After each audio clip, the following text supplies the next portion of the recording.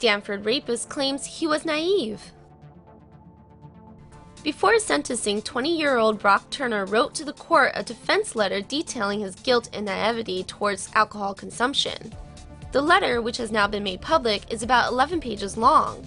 In it, Turner wrote, "Coming from a small town in Ohio, I had never really experienced celebrating or partying that involved alcohol.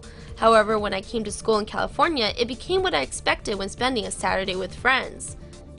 Even though I had been charged with a crime, it didn't deter me from still drinking because I carelessly thought that it was at the core essentials of being a college student." Prosecutors, however, showed evidence from his cell phone obtained in the investigation that showed Turner involved in drinking, smoking marijuana, and even taking acid while in high school. The letter goes on to detail Turner's version of events, in which he said the victim fell due to being drunk and then consented to sexual activities.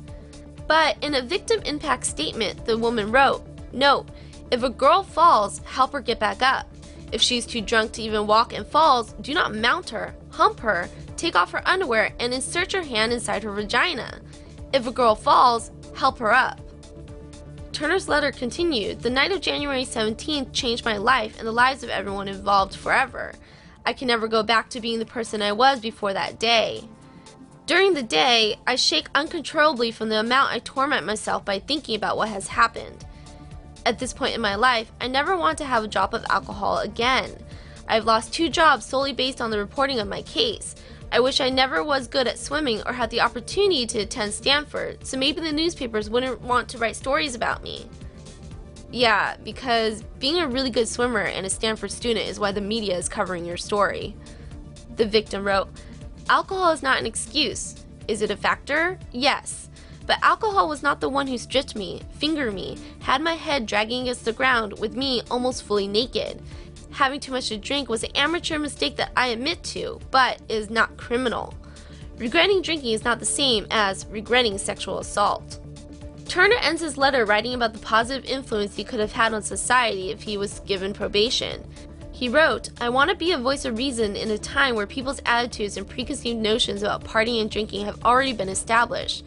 I want to let young people know, as I did not, that things can go from fun to ruined in just one evening." After midnight on January 18, 2015, Turner was seen by 2 grad students, Carl-Fredrik and Peter Johnson, sexually assaulting an unconscious female student who was lying on the ground behind a dumpster on the Stanford campus. When they called out, Turner ran away. The 2 tackled him and held him until police officers arrived. Evidence showed that the victim was so heavily intoxicated that she did not regain consciousness until hours later.